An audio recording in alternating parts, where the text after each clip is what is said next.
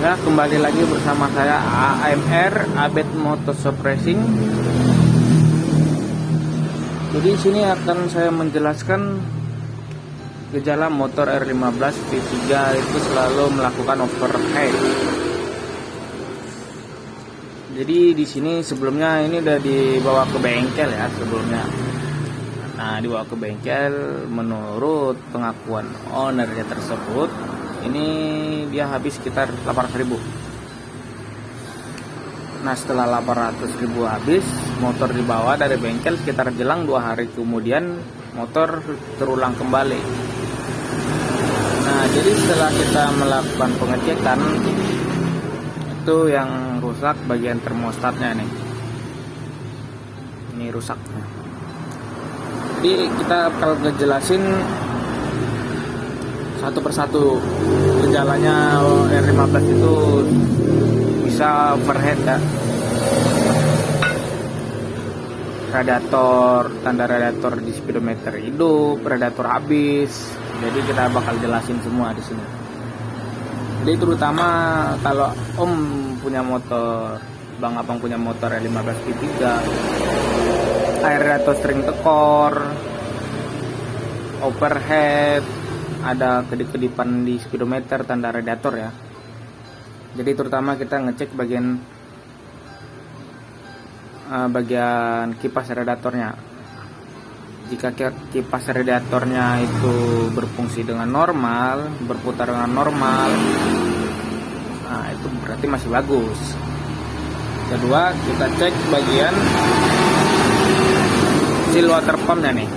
Seal water pumpnya bocor atau tidak.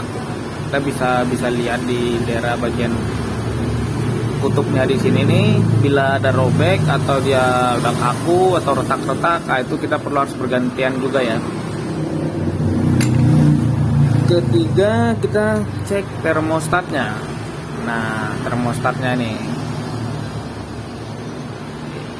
ini berfungsi apa tidak, kita cek bagian dalamnya ini nih.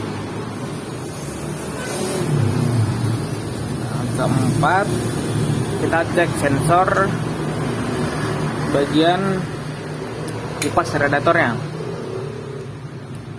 Nah, kalau itu gejalanya sebagian dari motor sudah panas tapi kipas tidak berfungsi, nggak normal. Padahal sedangkan kita satuin ke aki, satu contoh kita langsungin, itu kipas radiatornya bunyi hidup gitu kan.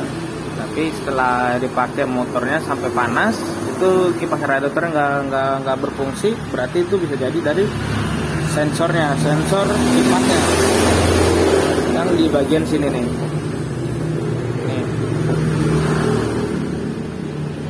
Jadi ini rusak, jadi sehingga itu kipas radiatornya nggak berputar. Tapi ini gejala motor ini radiatornya kipas radiatornya berfungsi dengan normal, tapi dia suka overheat. Jadi yang di sini kita jelaskan bagian dari termostatnya. Ini setelah kita pengecekan, termostat ini rusak. Jadi ini kita harus ganti termostat ini ya. Ini kalau di Jakarta, kalau yang orisinil harganya lumayan, di angka 200, 300, 400 ribu, tergantung kita belanjanya di mana ya. Bahkan sampai 500 ribu juga ada yang jual kalau daerah Jakarta gitu. Karena ini agak susah ya nyari barangnya ya, termostat ini ya. Banyak di online cuman KW. Takutnya kalau KW kita pakai KW itu ngering. Ada juga sebagian download yang ori sih, cuman ya kita jaga-jaga aja, mending kita langsung ke tokonya, langsung kita beli dan ada barang bukti yang ori, itu lebih baik. Sekarang kita di online ini suka ketipu ya. Jadi kita bakal ganti termostat ini dengan ini. Seal water pumpnya ini kemarin ada robek ya, bagian dalam itu tuh robek kemarin, mungkin bekas pembongkaran yang sebelumnya nih. Jadi yang abang-abang punya motor 15, jadi bakal tahu nih apa yang perlu dicek dulu. Dan ini 15 V3 ya. R15 V3, suka overheat. Gejalanya ya di sini. Ya tergantung ya, kita dicek satu-satu biar benar-benar maksimal ya guys ya. Jadi bang, itu kenapa dibongkar? Kalau ada yang nanya begitu, dibongkar sampai head segala macam.